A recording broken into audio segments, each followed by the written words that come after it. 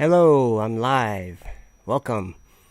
Oftentimes, people have, uh, I wouldn't call it trouble, I guess. People have, uh, a careful attitude towards Apocrypha books. And I just want to show you, before we read this Apocalypse of Abraham, I just want to show you some of the reasons, just one example anyway, or two examples anyway, of some of the reasons why I read these books, and why I feel that they're legitimate sources of scripture. So what I'm going to do is we're just going to look at this example really quick, and then I'll start reading the Apocalypse of Abraham. Let me go to this, and I think you should be seeing my, or no, you're not seeing my desktop yet. Sorry. There we go. You can see my desktop, I believe. In chapter 18 of the book we're going to read, the Apocalypse of Abraham, he sees something that other prophets saw and described in visions that they had, or I guess experiences that they had in heaven. And so we're going to look at a clear example of, to me, a proof that these prophets saw the same thing and that they really did see these things. So if we're looking at chapter 18, and I'll just read starting in verse 4. And the appearance of each of them was the same, each having 4 faces, and this was the aspect of their faces: of a lion, of a man, of an ox, and of an eagle. Each one had 4 heads on its body, so that the 4 living creatures had 16. And I could keep reading, and it gets more detailed, but I just want to show you in Revelation 4, John sees the same thing. In verse 6 it says, "And before the throne there was a sea of glass like unto crystal. And in the midst of the throne, and round about the throne, were 4 beasts full of eyes before and behind. And the first beast was like a lion, and the second beast like a calf, and the third beast had the face of a man, and the fourth beast was like a flying eagle." And then in Ezekiel, chapter 1, verse 10, or maybe I'll go to 6. In 6 it says, "And every one had 4 faces, and every one had 4 wings. And their feet were straight feet." And then verse 10, it says, "As for the likeness of their faces, they 4 had the face of a man, and the face of a lion on the right side, and they 4 had the face of an ox on the left side, and they 4 also had the face of an eagle." So these men aren't tripping out on DMT or something. They are seeing a legitimate thing sent from God, and they're writing it down as they were told. And so this is John, which wrote it 2,000 years ago, and Ezekiel was way before that, and Abraham. These were all at different times, is what I'm saying. And so these men didn't know each other. They didn't conspire together and say, "Hey, let's make up a story and write it down in some books."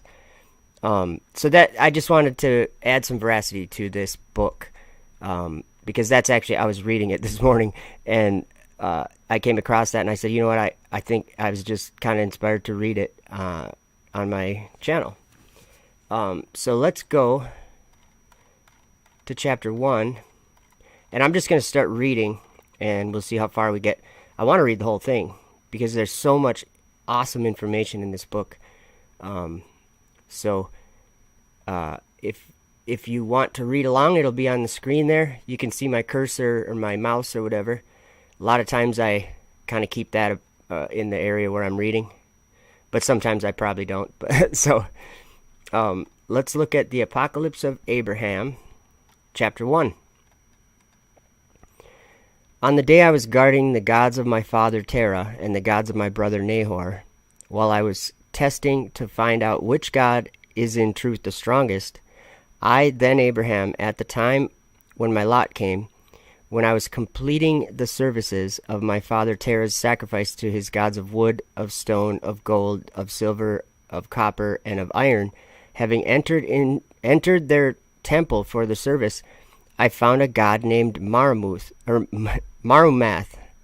carved from stone, fallen at the feet of the iron god, Nakin. And it came to pass that when I saw it, my heart was perplexed, and I thought in my mind that I, Abraham, could not put it back in its place alone, because it was heavy, being made of a big stone. But I went and told my father, and he came in with me, and when we both lifted it to put it in its place, its head fell off, even while I was holding it by its head. And it came to pass, when my father saw that the head of his god Marumath had fallen, he said to me, Abraham! And I said, Here I am.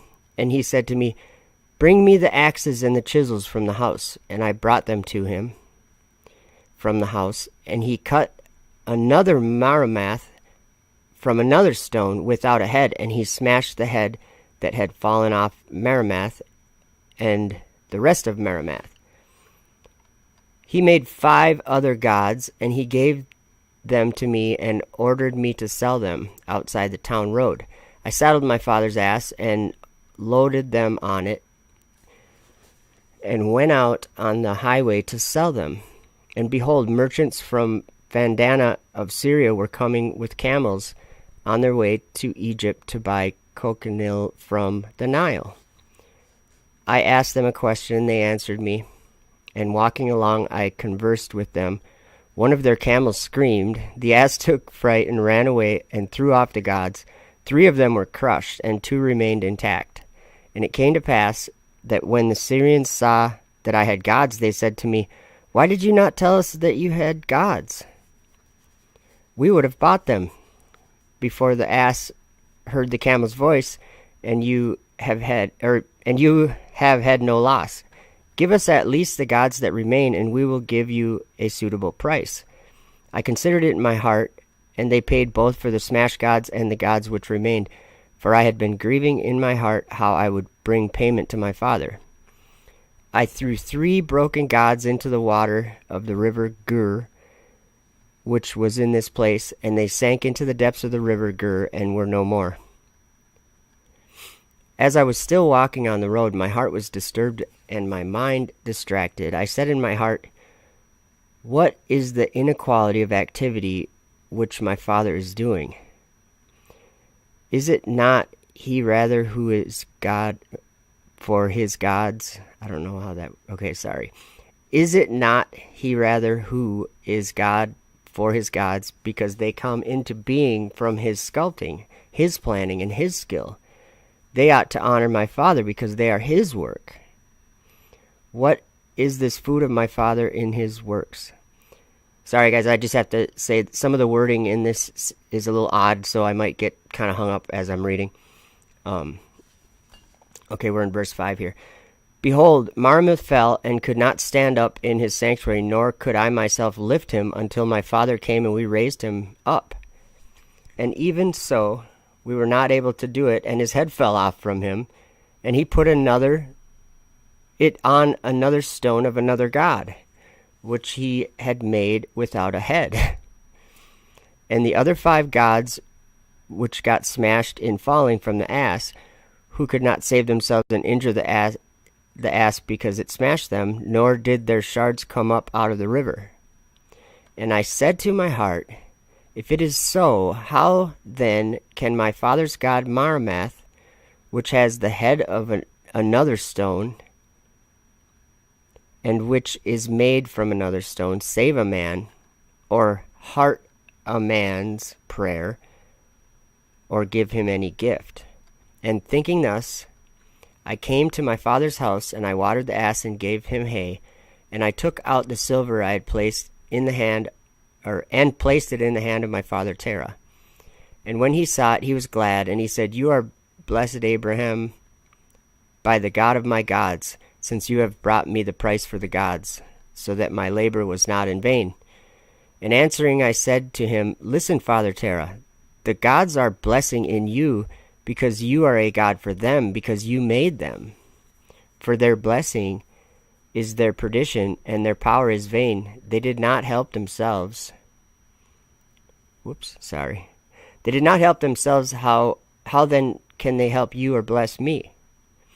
I was good for you in this transaction, for through my good sense I brought you the silver for the smashed gods.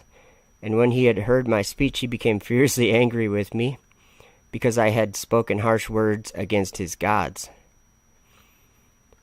But having pondered my father's anger, I went out, and afterward, when I had gone out, he called me, saying, Abraham. And I said, Here I am. And he said, Up, gather wood chips, for I was making gods from fir before you came. Oh, up, gather wood chips. Okay, he was telling him to gather wood chips. Okay, and prepare them, or with them, food for my midday meal. And it came to pass, when I was choosing the wooden chips, I found among them a small god which would fit in my left hand. And on its forehead was written, God Beresat. And it came to pass, when I put the chips on the fire in order to prepare the food for my father, and going out to inquire about the food, I put Beresat near the enkindling fire, saying to him threateningly, Beresat, watch that fire does not go out before I come back. If the fire goes out, blow on it so it flares up. I went out, and I made my counsel. When I returned, I found Beresat fallen on his back, his feet enveloped by fire and burning fiercely. And it came to pass, when I saw it, I laughed and said to myself, Beresat, truly you know how to light a fire and cook food. And it came to pass, while saying this in my laughter, I saw that he burned up slowly from the fire and became ashes. I carried the food to my father to eat. I gave him wine and milk, and he drank, and he enjoyed himself, and he blessed Meramath his god. And I said to him, Father Terah, do not bless Meramath your god, do not praise him. Praise rather Beresat your god, because as though loving you, he threw himself into the fire in order to cook your food. Sorry guys if I'm kind of laughing, because this is kind of, it's like really putting it into perspective, for me anyway, like how we do make gods out of things, but they can't do anything for us. But that's why I wanted to read this too. This is just an awesome story. Okay, and he said unto me, Then where is he now? And I said, He has burnt in the fierceness of the fire and become dust. And he said, Great is the power of Beresat. I will make another today, and tomorrow he will prepare my food. When I, Abraham, heard the words like this from my father, I laughed in my mind, and I groaned in the bitterness and anger of my soul. I said, How then is a figment of a body made by him, Terah, an aid for my father? Or can he have subordinated his body to his soul to a spirit, and the spirit to stupidity and ignorance? And I said, It is only proper to endure evil, that I may throw my mind to purity, and I will expose my thoughts clearly to him. I answered and said, Father Terah, whichever of these gods you extol, you err in your thought. Behold, the gods of my brother Nahor standing in the holy sanctuary are more venerable than yours. For behold, Zacharias, my brother Nahor's god, is more venerable than your god Meramath, because he is made of gold, valued by men. If he grows old with time, he will be remolded, whereas Meramath, if he is changed or broken, will not be renewed, because he is stone. What about Iov, the god on the other god, who stands with Zacharias? For he is also more venerable than the god Beresat. He is carved from wood and forged from silver, because he too is a term of comparison, being valued by man according to external experience. But Beresat, your god, when he was still not carved, rooted in the earth, being great and wondrous with branches and flowers and praise. But you made him with an axe, and by your skill he was made a god. And behold, he has already dried up, and his fatness has perished. He fell from the height to the earth. He came from greatness to smallness, and the appearance of his face wasted away. and he himself was burned up by the fire, and he became ashes and is no more. And you say, let me make another, and tomorrow he will make my food for me. But in perishing he left himself no strength for his own destruction. This I say, fire is more venerable in formation, for even the unsubdued things are subdued in it, and it mocks that which perishes easily by means of it. Means of its burning. But neither is it venerable, for it is subject to the waters, but rather the waters are more venerable than it, fire, because they overcome fire and sweeten the earth with fruits. But I will not call them God either, for the waters subside under the earth and are subject to it. But I will not call it a goddess either, for it is dried up by the sun and subordinated to man for his work. More venerable among the gods, I say, is the sun, for with its rays it illuminates the whole universe in various airs. Nor will I place among the gods the one who obscures his course by means of the moon and the clouds. Nor again shall I call the moon or the stars gods, because they too at times during the night dim their light. Listen, Terah, my father, I shall seek before you the God who created all the gods supposed by us to exist.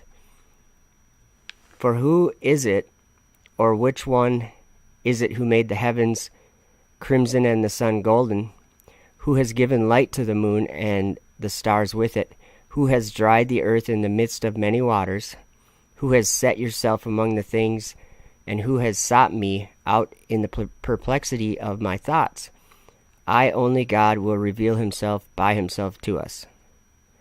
There's some strange wording here, or the way the sentences are, but Chapter 8. And it came to pass, as I was thinking things like this with regard to my father Terah in the court of my house, the voice of the Mighty One came down from the heavens in a stream of fire, saying and calling, Abraham, Abraham. And I said, Here I am. And he said, You are searching of the God of gods, the Creator, in the understanding of your heart,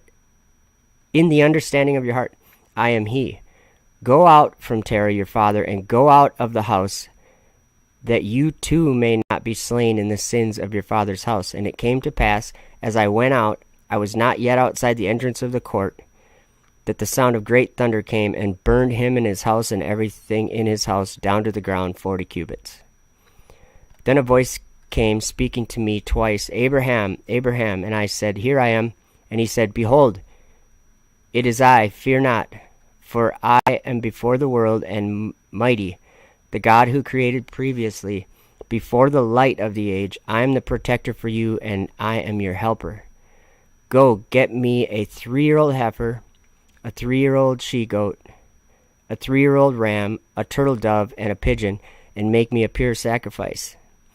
And in this sacrifice I will place the ages. I will announce to you guarded things, and you will see great things which you have not seen, because you desired to search for me, and I called you my beloved.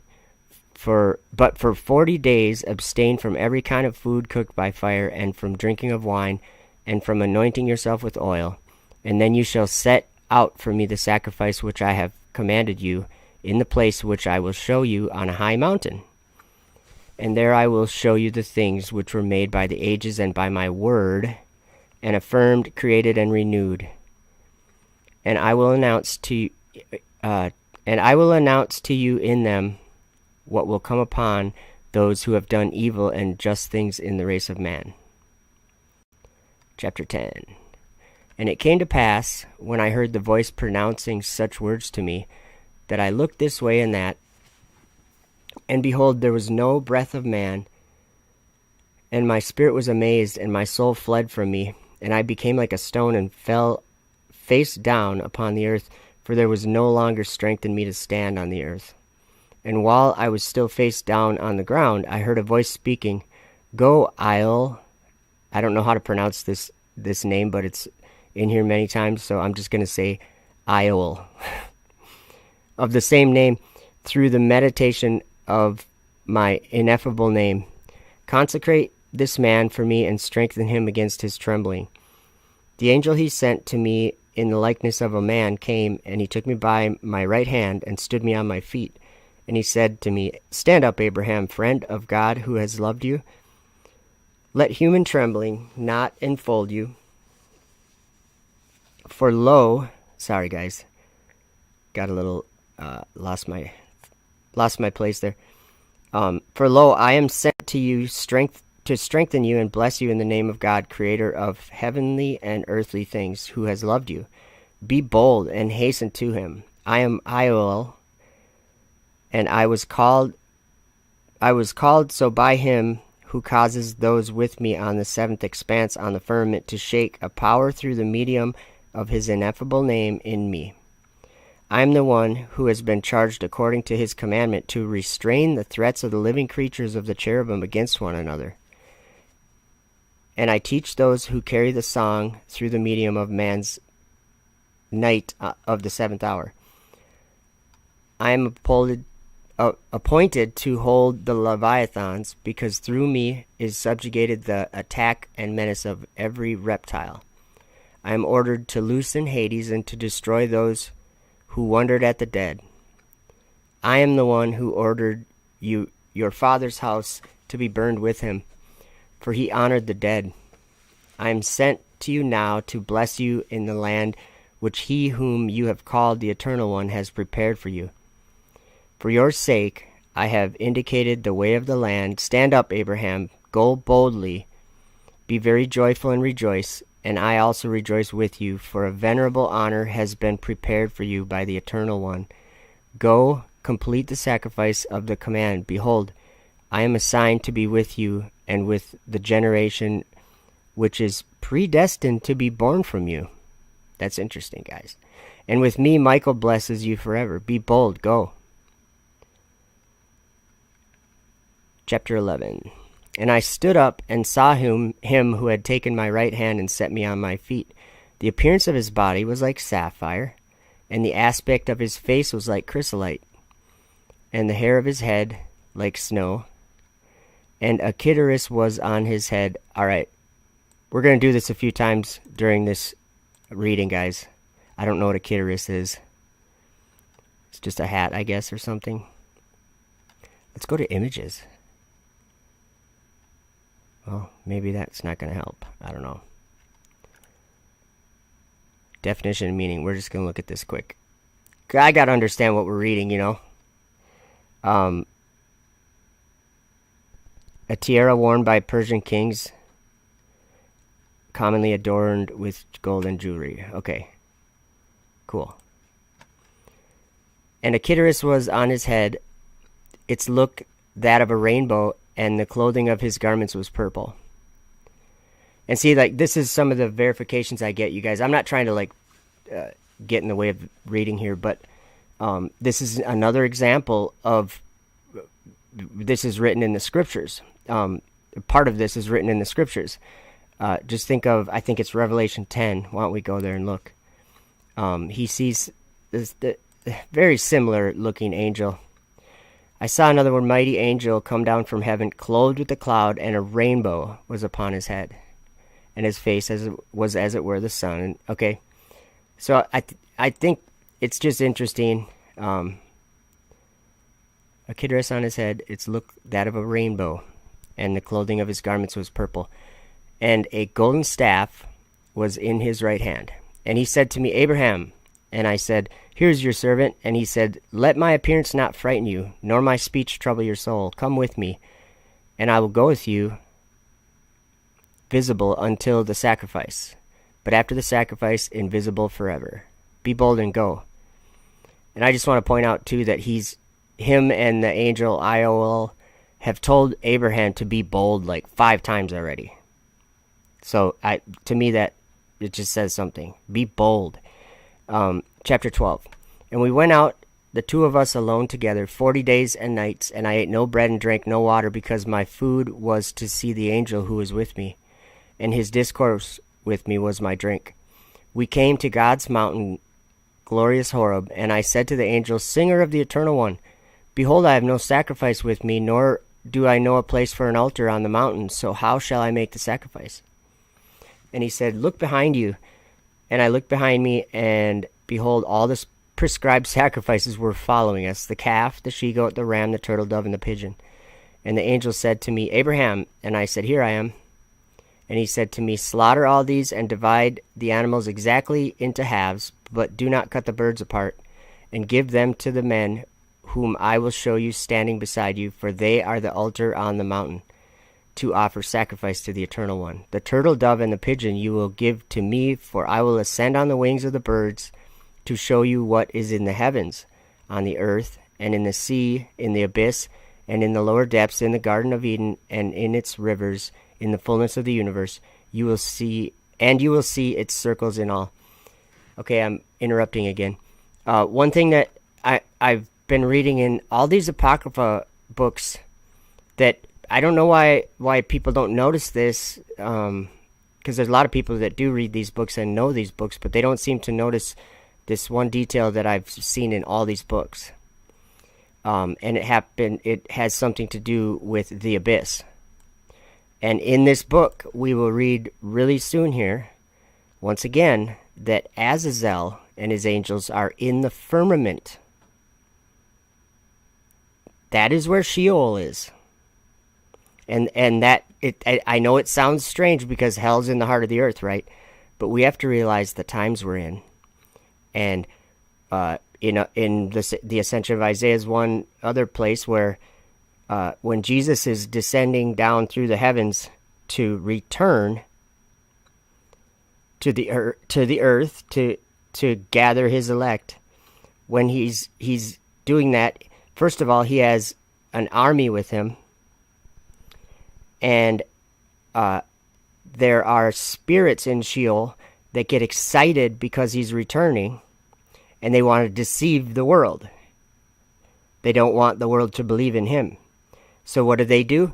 They go up to meet him at his coming. That's in Isaiah chapter 14. Hell from beneath is moved for thee to meet thee at thy coming. So Sheol is expanding. That's another place in Isaiah. Let's look it up. Isaiah chapter 5, I think. It says that Sheol is expanding itself, or something like that. I think it's in Isaiah 5. But we're going to go to Bible Hub because I like it better now. Bible Gateway kind of ruined it for me. I'm not a fan anymore. I still am a fan. I still go there. Where is it?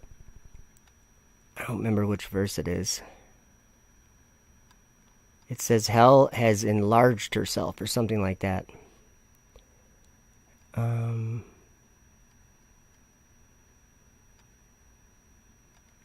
What verse is it? 19? No.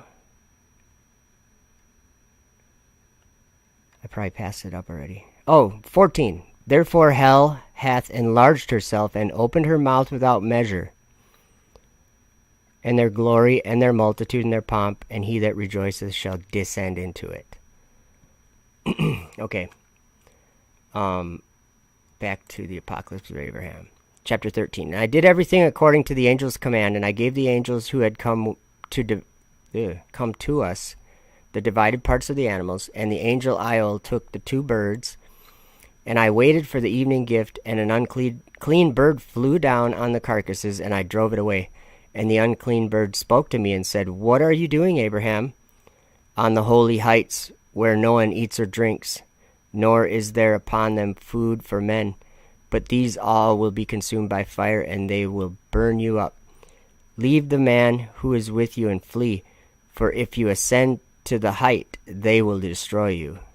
And it came to pass, when I saw the bird speaking, I said this to the angel, What is this, my lord? And he said, This is disgrace. This is Azazel. And he said to him, Shame on you, Azazel, for Abraham's portion is in heaven, and yours is on the earth. For you have selected here and become enamored by the swelling place of your blemish. Therefore the eternal ruler, the mighty one, has given you dwelling on earth.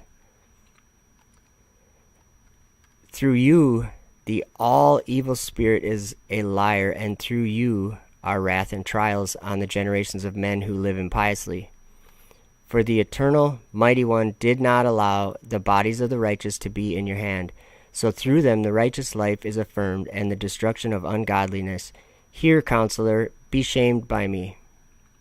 You have no permission to tempt all the righteous. Depart from this man. You cannot deceive him, because he is the enemy of you and of those who follow you and who love what you wish. For behold, the garment which is in... This is great, guys.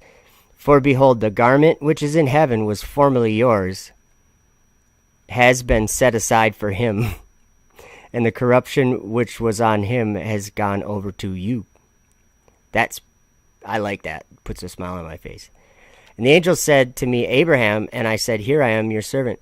And he said, Know from this that the Eternal One whom you have loved has chosen you. Be bold, there it is again, and do through your authority whatever I order you against him who reviles justice. Will I not be able to revile him who has scattered about the earth the secrets of heaven, and who has taken counsel against the Mighty One? Say to him, May you be the firebrand of the furnace of the earth. Go, Azazel, into the untrodden parts of the earth, for your heritage is over those who are with you, with stars and with men born by the clouds, whose portion you are. Indeed, they exist through your being. Enmity is for you a pious act. Therefore, through your own destruction, be gone from me. And I said the words as the angel had taught me, and he said, Abraham. And I said, Here I am, your servant. And the angel said to me, Answer him not. And he spoke to me a second time, and the angel said, Now whatever he says to you, answer him not, lest he will run up to you. For the eternal mighty one gave him the gravity and the will. Answer him not. And I did as the angel had commanded me, and whatever he said to me about the descent, I answered him not. Chapter 15. And it came to pass, when the sun was setting, and behold, a smoke like that of a furnace, and the angels who had the divided portions of the sacrifice ascended from the top of the furnace of smoke. And the angel took me with his right hand and set me on the right wing of the pigeon, and he himself sat on the left wing of the turtle dove, both of which were as neither slaughtered nor divided. And he carried me up to the edge of the fiery flames, and we ascended as if carried by many winds to the heaven that is fixed on the expanses. Please listen very carefully, guys. This is what I was talking about right here. It's verse 6, I guess. Okay, I'm going to start right here. And we ascended as if carried by many winds to the heaven that is fixed on the expanses. And I saw on the air to whose height we had ascended a strong light which cannot be described. And behold, in this light a fiery Gehenna was enkindled, and a great crowd in the likeness of men. They were all changing in aspect and shape, running and changing form, and prostrating themselves and crying words I did not know. And I said to the angel, Why is it you now brought me here? For now I can no longer see, because I am weakened and my spirit is departing from me. And he said to me, Remain with me, do not fear. He whom you will see coming directly toward us in a great sound of the sanctification is the Eternal One who has loved you. You will not look at him himself, but let your spirit not weaken, for I am with you, strengthening you. And while he was speaking, behold, a fire coming toward us round about, and a voice was in the fire like a voice of many waters, like the voice of sea in its uproar. And the angel knelt down with me and worshipped, and I wanted to fall face down on the earth, and I wanted to fall face down on the earth, and the place of highness on which we were standing now stopped on high, now rolled down low. And he said, Only worship, Abraham, and recite the song which I taught you. Since there was no ground to which I could fall prostrate, I only bowed down and recited the song which he had taught me. And he said, Recite without ceasing. And I recited, and he himself recited the song. Eternal One, Mighty One, Holy El, God Autocrat, Self-Originate, Incorruptible, Immaculate, Unbegotten, Spotless, Immortal, Self-Perfected, Self-Devised, Without Mother, Without Father, Ungenerated, Exalted, Fiery, Just, Lover of Men, Benevolent, Compassionate, Bountiful, jealous over me, patient one, most merciful Eli, eternal, mighty one, holy Sabaoth, most glorious Iol.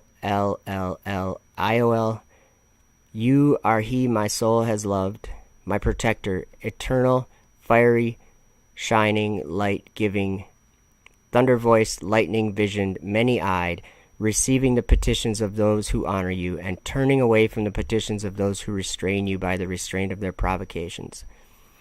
Redeemer of those who dwell in the midst of the wicked ones, of those who are dispersed among the just of the world in the corruptible age.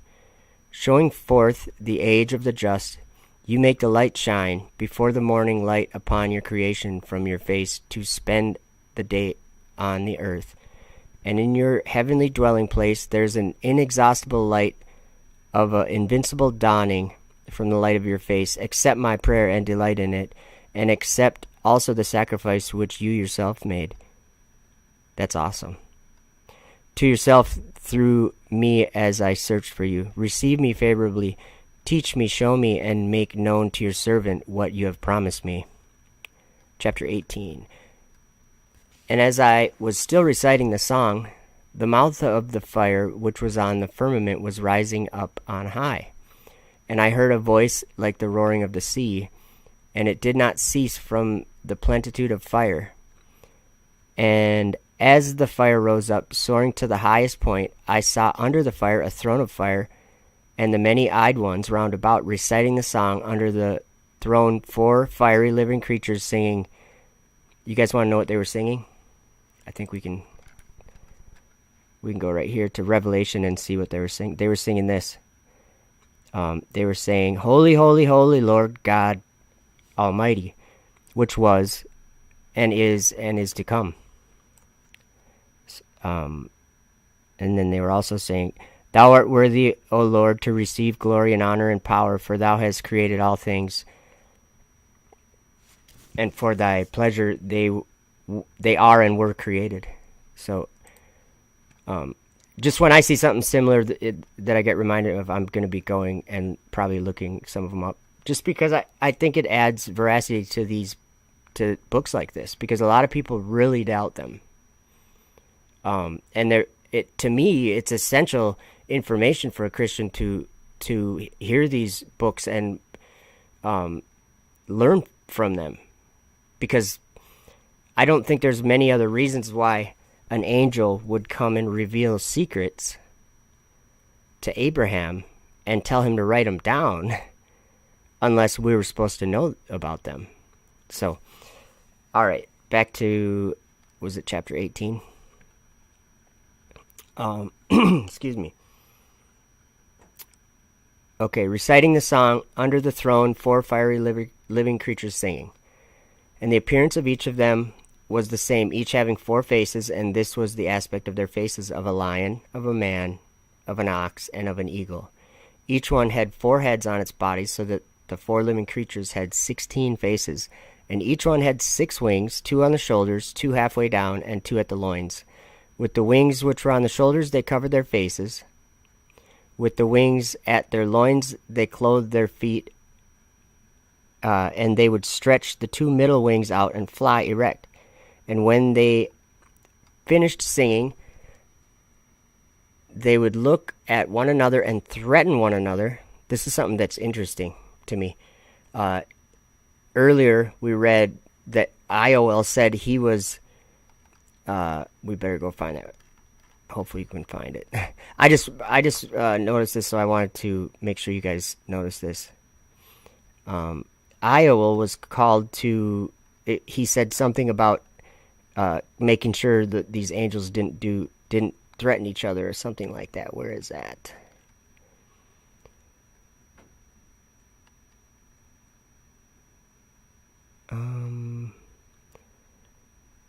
I kind of want to find it, where Iol says what he was called to do.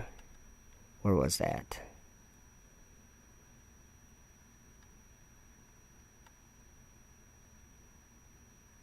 Okay, maybe I'll have to just skip it. I'm just skimming. Sorry, guys. I'm not trying to interrupt reading the book, but I think it's important that we understand these are real things that these men saw, and they wrote it down. And I mean, I don't really know how a person could verify. It is a matter of faith, just believing any of these things. But where is it? Oh, here it is. In chapter 10, I am the one who has been charged according to his commandment to restrain the threats of the living creatures of the cherubim against one another. So I don't know what he's saying or whatever, what that is, but I just had to point it out so you guys noticed it too. So he says, or let's go to verse 9, I guess, or let's see. We'll start in verse 7 right here. With the wings which were on their shoulders, they covered their faces. With the wings at their loins, they clothed their feet. And they would stretch the two middle wings out and fly erect. And when they finished singing, they would look at one another and threaten one another. And it came to pass, when the angel who was with me saw that they were threatening each other, he left me and went running to them. And he turned the face of each living creature from the face which was opposite it, so that they could not see each other's faces, threatening each other. I really wish I understood what that was. And he taught them the song of peace which the Eternal One has in himself. And while I was still standing and watching, I saw behind the living creatures a chariot with fiery wheels. Didn't Ezekiel see that?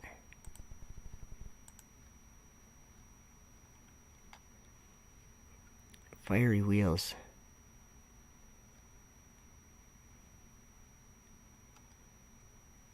Yeah, in between the wheels. Maybe it's chapter 9.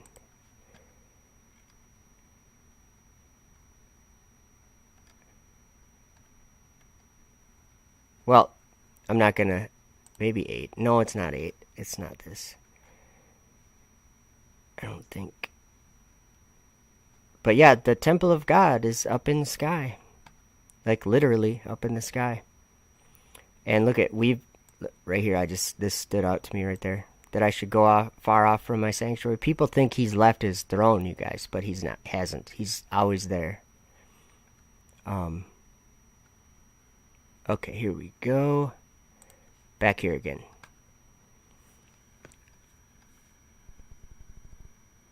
So I don't know why those angels are threatening each other, or the cherubim are threatening each other. That's interesting to me. I really wish maybe we'll understand as we read. Who knows? He taught them the song of peace which the Eternal One has in himself. And while I was still standing and watching, I saw behind the living creatures a chariot with fiery wheels. Each wheel was full of eyes round about. This is exactly what Ezekiel saw. And above the wheels was the throne which I had seen. And it was covered with fire, and the fire encircled it round about, and an indescribable light surrounded the fiery crowd. And I heard the voice of their sanctification like the voice of a single man. Chapter 19. And a voice came to me out of the midst of the fire, saying, Abraham, Abraham. And I said, Here I am. And he said, Look at the expanses which are under the firmament, to which you have now been directed to see, that on no single expanse is there any other but the one whom you have searched for, or who has loved you. And while he was still speaking, behold, the expanses under me, the heavens, opened, and I saw on the seventh firmament upon which I stood a fire spread out, and a light and dew, and a multitude of angels, and a host of the invisible glory. And up above the living creatures I had seen, I saw no one else there, and I looked from on high, where I was standing, downward to the sixth firmament. And I saw there a multitude of spiritual angels, incorporeal. Here we go. We gotta look up another word. I don't know what that means. Not composed of matter, having no material existence, having no physical existence. Okay. So like maybe like spiritual or celestial or something. Or spiritual probably. Oh, I just closed a different one. Closed the wrong one. Anyway. Carrying out the order of the fiery angels who were on the eighth firmament, as I was standing on its elevation. And lo, neither on this firmament was there in any shape any other host, but only the spiritual angels. And I saw the host, and the host I saw on the seventh firmament commanded the sixth firmament, and it removed itself. I saw there on the fifth firmament host of stars, and the orders they were commanded to carry out, and the elements of earth obeying them. I'm reading that verse again. I saw there on the fifth firmament host of stars, and the orders they were commanded to carry out, and the elements of earth obeying them, like the wind and fire and the elements of the earth. This is, it's not a, like the flat earth debate thing. It's not about the shape of the earth. It is about, the earth is a different place than we have understood it to be. The elements of earth obeying them. How does elements obey? That's interesting. Chapter 20. And the eternal mighty one said to me, Abraham, Abraham. And I said, Here I am. And he said, Look from on high at the stars which are beneath you, and count them for me, and tell me their number. And I said, When can I? For I'm a man. And he said to me, As the number of the stars and their power, so shall I place you, or for you, seed and nations and men, set apart for me in my lot with Azazel. And I said, Eternal and mighty one, let your servant speak before you, and let your fury not rage against your chosen one. Behold, before you led me up, Azazel insulted me. How then, since he is now not before you, did you establish yourself with them? And he said to me, Look now beneath your feet at the firmament, and understand the creation that was depicted of old on this expanse, and the creatures which are in it, and the age prepared after it. And I looked beneath the firmament at my feet, and I saw the likeness of heaven and the things that were therein. And I saw there the earth and its fruit, and its moving things, and its things that had souls, and its host of men, and the impiety of their souls, and their justification, and their pursuit of their works, and the abyss and its torments, and its lower depths, and the perdition in it. And I saw there the sea and its islands, and its cattle and its fish, and Leviathan in his realm, and in his bed, and his lairs, I don't know, and the world which lay upon him, and his motions, and the destruction he caused the world. I saw their rivers, and their upper reaches, and their circles. And I saw there the Garden of Eden, and its fruits, and the source, and the river flowing from it, and its trees, and their flowering making fruits. And I saw men doing justice in it, their food and their rest. And I saw there a great crowd of men and women and children, half of them on the right side of the portrayal, and half of them on the left side of the portrayal. And I said, Eternal mighty one, what is this picture of creation? And he said to me, This is my will with regard to what is in the light, and it was good before my face. And then afterward I gave them a command by my word, and they came into existence. Whatever I had decreed was to exist had already been outlined in this, and all the previously created things you have seen stood before me. And I said, O sovereign, mighty, and eternal, why are the people in this picture on this side and on that? And he said to me, These who are on the left side are a multitude of tribes who existed previously, and after you some who have been prepared for judgment and order, others for revenge and perdition at the end of the age. Those on the right side of the picture are the people set apart for me of the people with Azazel. These are the ones I have prepared to be born of you and to be called my people. Look again at the picture. Chapter 23. Look again at the picture. Who is the one who seduced Eve, and what is the fruit of the tree? And you will know, and you will know what will be, and how much will be for your seed in the last days. And what you cannot understand, I will make known to you, because you have been pleasing before my face, and I will tell you what I have kept in my heart.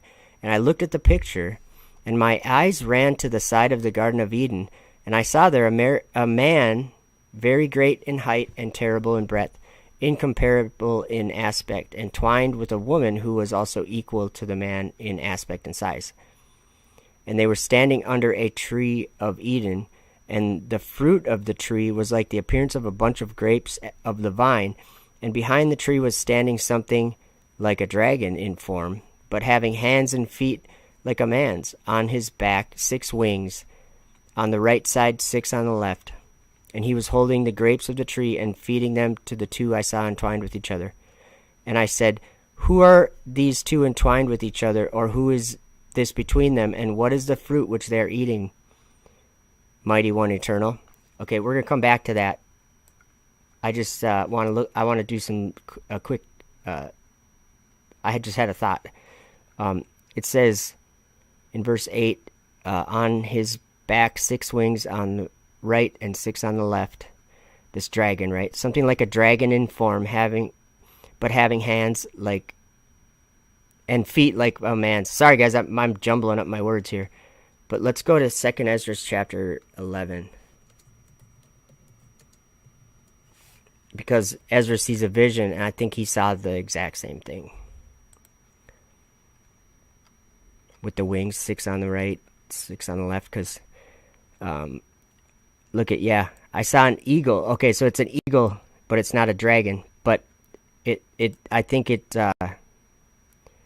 with 12 feathered wings and 3 heads rising up from the sea. As I look, so he had 12 wings. So maybe it's not the same thing. It was the 4th kingdom though, so I think it is a dragon. Anyway,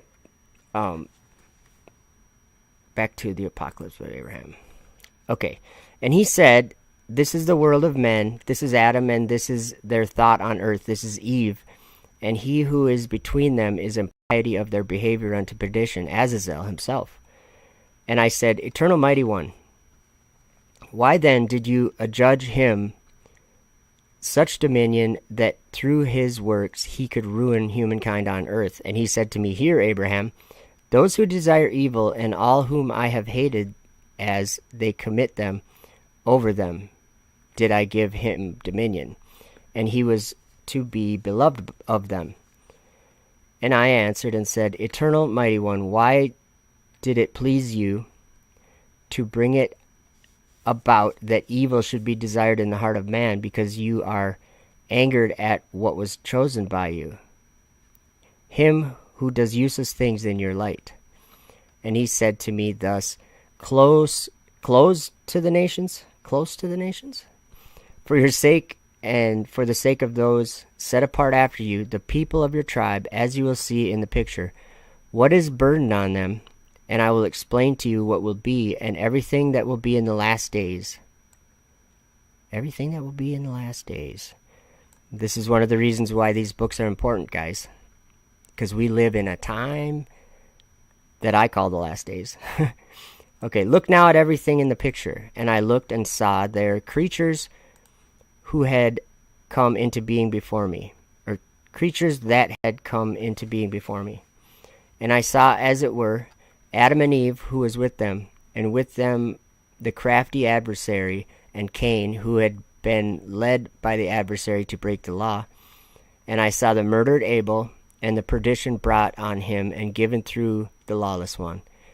And I saw their fornication, and those who desired it, and its defilement, and their zeal, and the fire of the corruption in the lower depths of the earth. So I'm just making a note here. The fire of the corruption in the lower depths of the earth.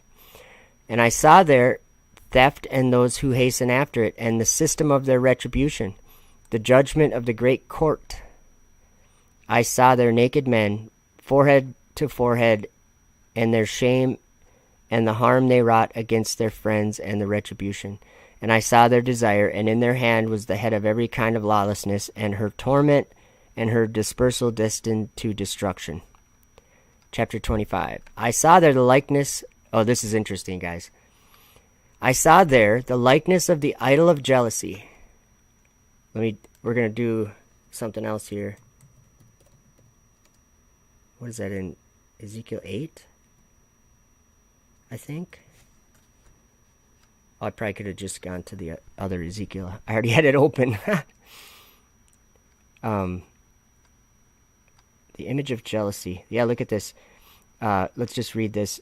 Vision of idolatry in the temple. Now keep in mind where Ezekiel is when he sees this. I just want you to, I'm going to read this first paragraph because we need to understand that Ezekiel's taken up in a vision up into the sky. Just like Abraham's telling us about his right now. But Ezekiel got pulled up into the sky by his hair, and that's where I'll just read it. And it came to pass in the 6th year, in the 6th month, in the 5th day of the month, as I sat in mine house, and the elders of Judah sat before me, that the hand of the Lord God that fell there upon me. Then I beheld, and lo, a likeness as the appearance of fire, from the appearance of his loins even downward fire, and from his loins even upward, as the appearance of brightness, as the color of amber. And he put forth the form of an hand, I love this part, and took me by the lock of mine head, and the Spirit lifted me up between heaven and earth, or the earth and the heaven, and brought me, look where he is, guys, brought me in the visions of God to Jerusalem. I want to be clear that that's New Jerusalem, not the one on the earth on the ground. It's New Jerusalem. That's where Ezekiel goes, because the Spirit lifted him up between heaven and the earth. Okay, to the door of the inner gate that looketh toward the north, where was the seat of the image of jealousy, which provoketh to jealousy. And behold, the glory of God of Israel was there, according to the vision that I saw in the plain. Ezekiel's a flat earther, guys. In the plain. Okay. I'm just going to start here in chapter 25.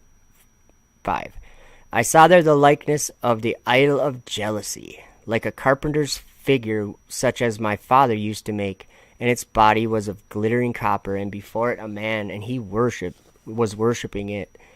And there was an altar opposite it, and boys being slaughtered on it in the face of the idol.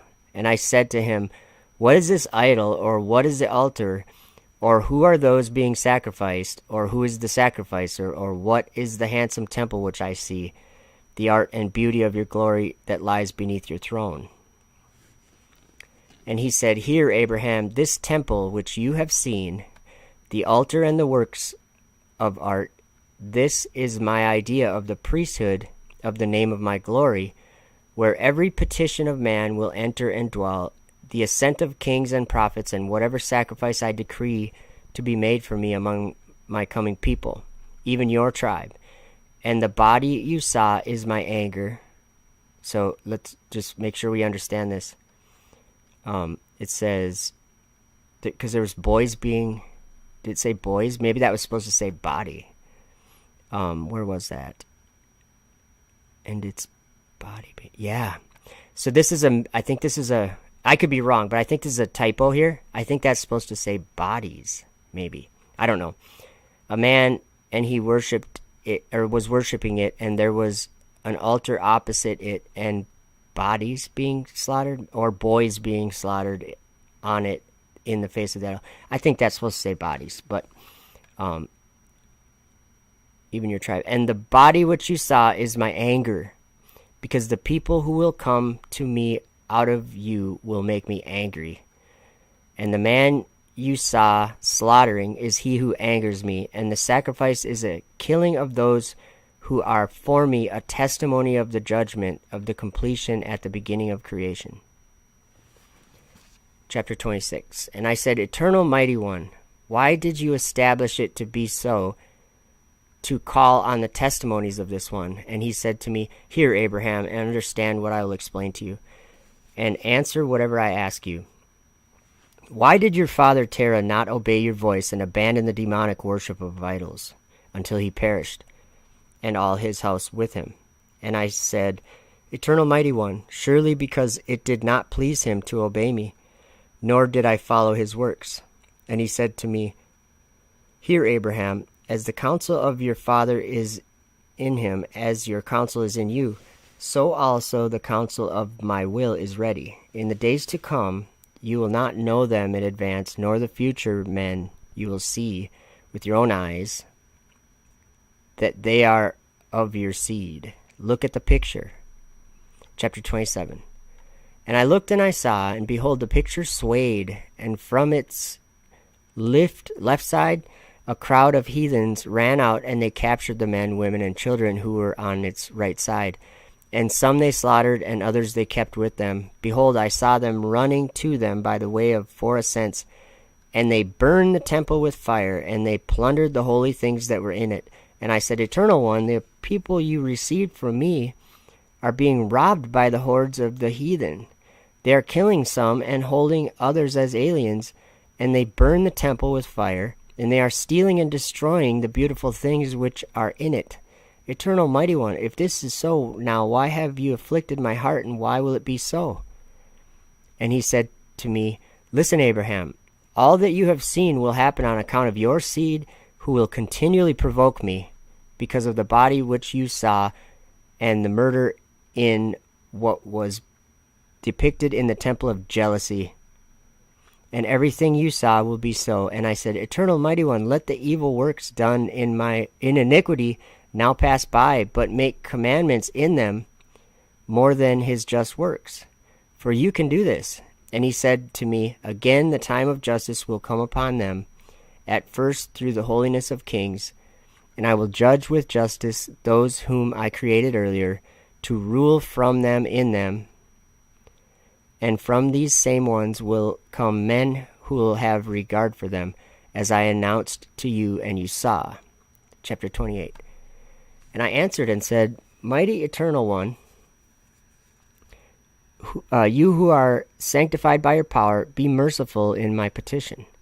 Since for this you informed me and showed me, since you have brought me up on to your height, therefore inform me, your beloved, about whatever I ask. Will what I saw be their lot for long?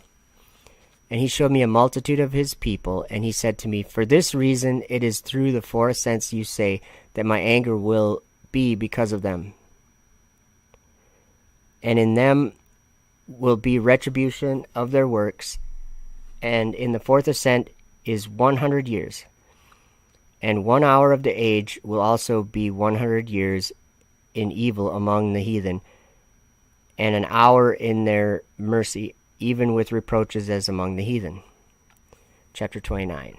And I said, Eternal Mighty One, how long a time is an hour of the age?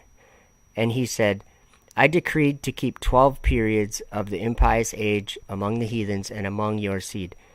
And what you have seen will be until the end of time. Count it up, and you will understand. Look down at the picture. And I looked and saw a man going out from the left, the heathen side. From the side of the heathen went out men and women and children, a great crowd, and they worshipped him. And while I was still looking, those on the right side came out, and some insulted this man, and some struck him, and others worshipped him. And I saw that as they worshipped him, Azazel ran and worshipped him, kissing his face. He turned and stood behind him. And I said, Eternal Mighty One, who is this man insulted and beaten by the heathen, with Azazel worshipped? And he answered and said, Hear, Abraham, the man whom you say insulted and beaten and again worshipped, but is the liberation from the heathen for the people who will be born from you. In the last days, here we go again, guys. In the last days, in this 12th period of the age of my fulfillment, I will set up this man from your tribe, the one whom you have seen from my people. All will imitate him. You consider him as one called by me. They are changing in their counsels. And those you saw coming out from the left side of the picture and worshipping him, this means that many of the heathen will trust in him. And those of your seed you saw on the right side, some insulting him, some beating him, and others worshipping him. Many of them shall be offended because of him. It is he who will test those of your seed who have worshipped him in fulfillment of the 12th hour, in the curtailing of the age of impiety. Before the age of justice starts to grow, my judgment will come upon the heathen who have acted wickedly through the people of your seed, who have been set apart for me. In those days I will bring upon all earthly creation 10 plagues through evil and disease and the groaning of the bitterness of their souls. Such will I bring upon the generations of those who are in it, out of anger and corruption of their creations with which they provoke me. And then from your seed will be left the righteous men in their number, protected by me, who strive in the glory of my name toward the place prepared beforehand for them which you saw deserted in the picture. And they will live, being affirmed by the sacrifices and the gifts of justice and truth in the age of justice.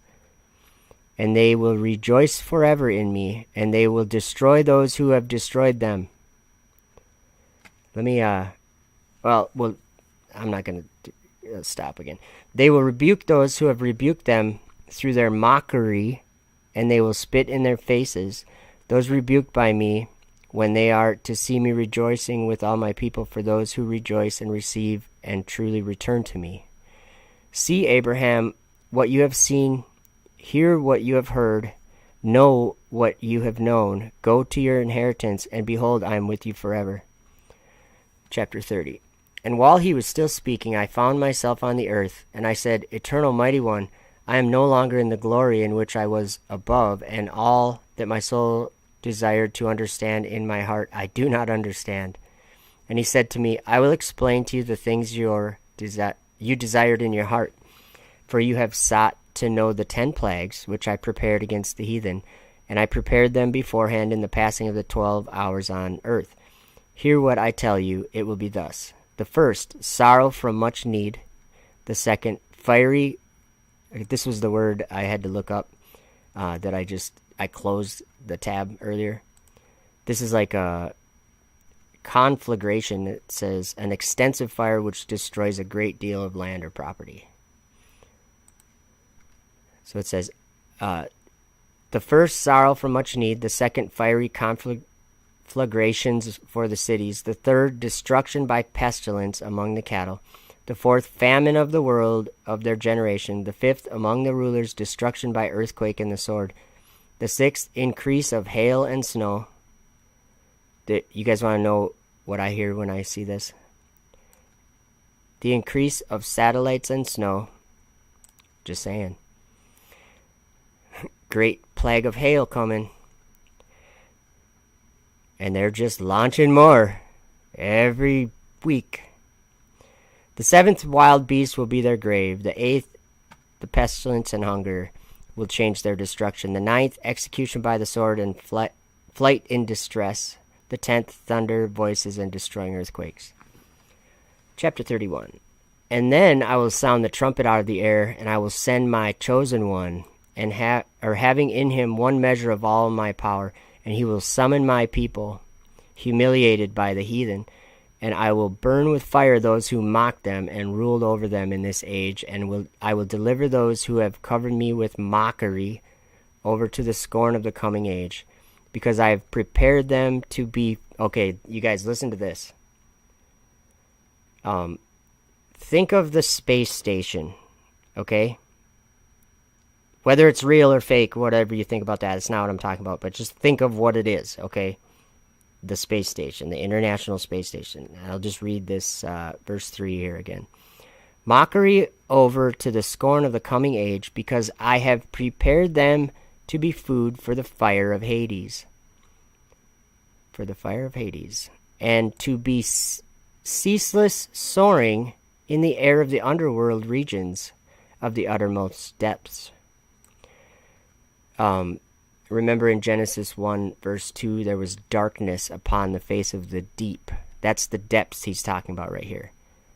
Yes, it's the darkness of the night sky, or NASA calls it space, but that's what the ISS is doing. It's ceaselessly soaring in the air of the underworld regions, to be the contents of a wormy belly. For the makers will see in them justice, the makers who have chosen my desire and manifestly keep my commandments. and they will rejoice with merrymaking over the downfall of the men who remain and who followed after the idols and after their murderers.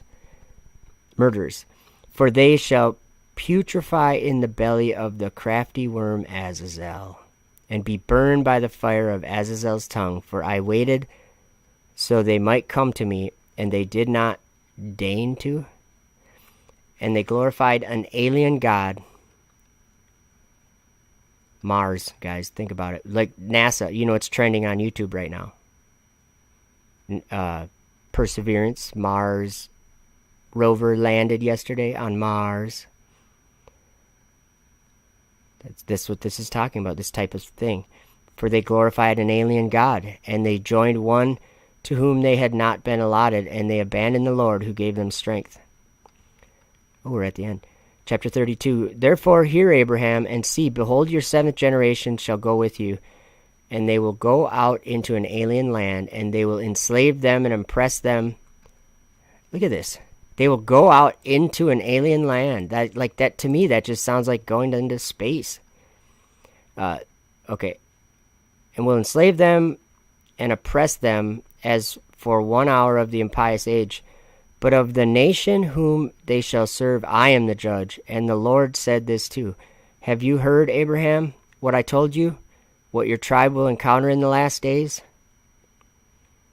Abraham, having heard, accepted the words of God in his heart. So that was the apocalypse of Abraham. Interesting stuff, guys. I want to do this more often. Just come on here and just read these apocryphal books. They're really not that long. I've been live just over an hour. And I could have read it a lot faster. There was a lot of I stopped a lot. But let's see if we can put a video on. Oh, here, this video right here, actually, it has a verse from the Apocalypse of Abraham in it.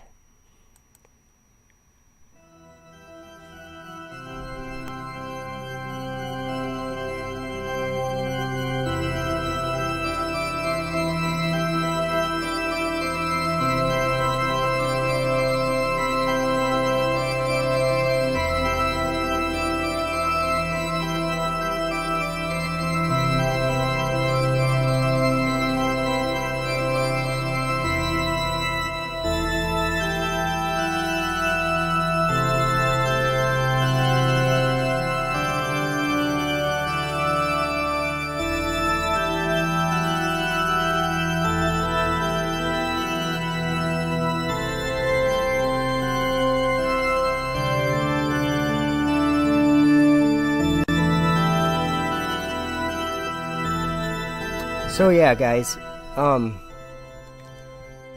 the whole idea of space exploration. I know that it seems like, oh, that's just exploring the creation that God made, the universe, or whatever you want to call it. That's just exploring it. God did not ordain the sky for men. He ordained the sky for himself and his host. And when he casts something down to hell, it doesn't mean that he's casting it down into a physical earth. It means the bottom of the heavenly realm. The darkness upon the face of the deep. And I've kind of come to an understanding here, kind of recently, about the clarity of this. This darkness upon the face of the deep. That has something, it's something like the firmament. Maybe it's right under the firmament. I don't know. But why did God make two great lights and the stars? It says in Genesis that he made them to be for signs and seasons and days and years. But then it also says it twice in Genesis 1. It says that he made them to give light upon the earth. Because, guys, it was obviously darkness over the earth. Otherwise, he wouldn't have made great lights to give light upon the earth. if it was already, well, he created light, and I can't really explain any of that. But 3 days later, he created lights and the stars to give light upon the earth. I don't think he would have done that if it was, if there wasn't that darkness there. So I'm not saying the firmament is all darkness or something, but the very bottom of it is a place of evil and a place of deception. And it draws to it the hearts of men and leads them astray. And this is quite clearly the planets. 7 stars that didn't obey God, and they did that so that they could defile mankind. And just like I was saying about the spirits in Sheol being excited when he's going to return, and they go and meet him at his coming, they do that to deceive and to defile mankind so that mankind doesn't see him coming. But I'll tell you this much. I see him coming. And I know a lot of you guys see him coming. So that's pretty cool. But that's about it. I just wanted to come on here and read that. And I actually have a video that I'm working on. So you guys might like it. I don't know if it'll probably be tomorrow that I upload it. But yeah, I love these Apocrypha books. So I think that's about it. Thank you guys all for hanging out and coming in the chat and listening. And have a great rest of your day.